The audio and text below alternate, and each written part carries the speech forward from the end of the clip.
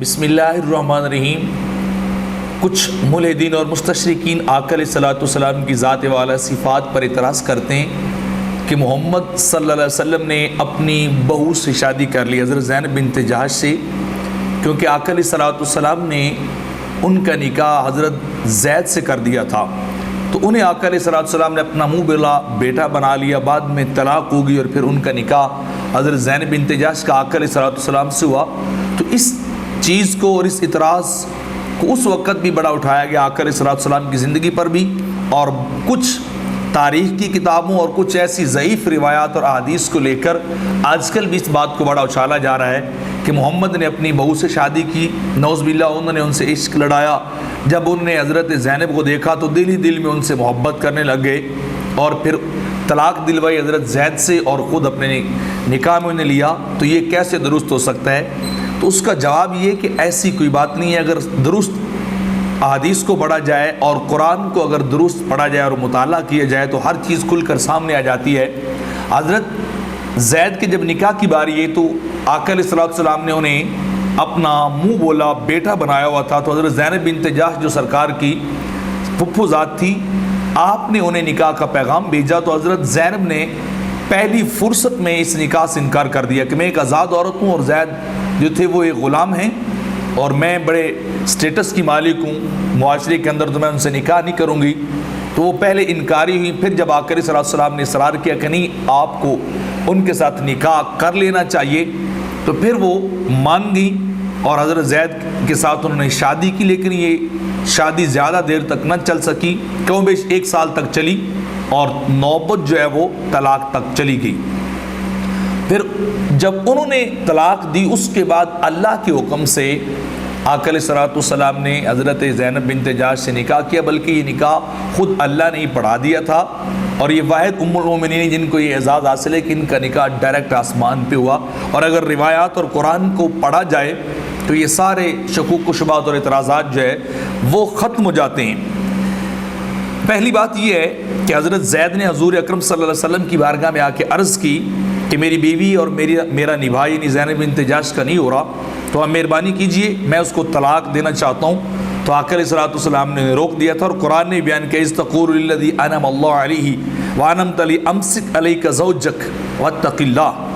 کہ تم اپنی بیوی کو اپنے پاس رکھو اور اللہ سے ڈرو، یعنی طلاق نہ دو۔ طلاق ایک اللہ کا ناپسندیدہ کام ہے، تو آپ بار بار کوشش کرتے رہے کہ حضرت زید کو طلاق سے جو روکا جائے، لیکن پھر بھی جب نبھا نہ ہو سکا تو پھر جو ہے انہوں نے طلاق دے دی حضرت زینب بنت جہش کو۔ اور اس سے آگے قرآن مجید کے اندر تخفی فی نفسک ما اللہ مبدیہ وتخشی الناس واللہ ان تخشی، یہاں اللہ رب العزت ایک بڑی پیاری بات بیان کر رہا ہے کہ آقا علیہ الصلوۃ والسلام کو بذریعہ وحی یہ بتایا گیا تھا کہ حضرت زید طلاق دیں گے اور اللہ آپ کا نکاح ان سے کرے گا۔ تو آقا علیہ الصلوۃ والسلام اس بات کو ظاہر کرنے سے تھوڑا سا شرماتے تھے، کیونکہ ماحول ایسا نہیں تھا، عربوں کا رواج ایسا نہیں تھا،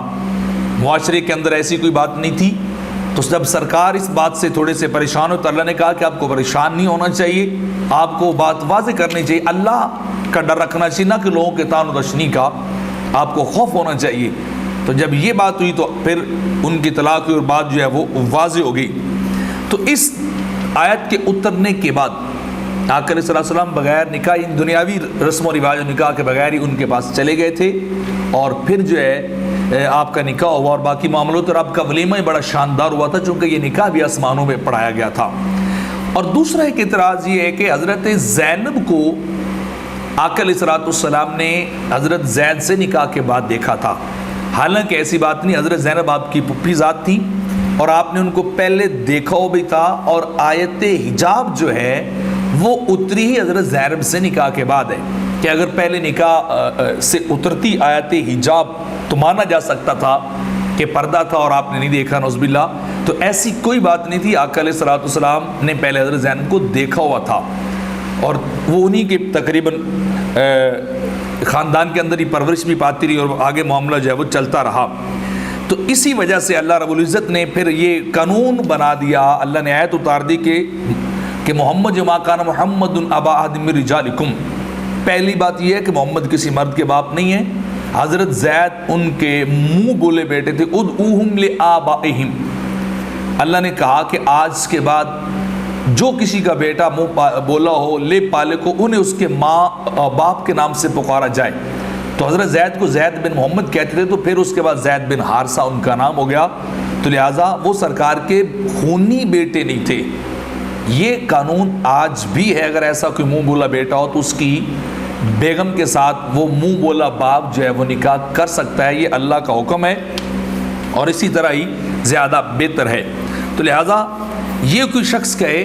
ملحد یا مستشرق کے غلط ہوا، یہ ان کا دماغی خلل تو ہو سکتا ہے، کیونکہ ضیاء النبی کے اندر پیر کرم علی شاہ صاحب نے منٹ گمری واٹ کے حوالے سے بھی لکھا ہے کہ یہ سب جھوٹ تھا۔ منٹ گمری واٹ جو سب سے بڑا مستشرق کہتا ہے محمد پہ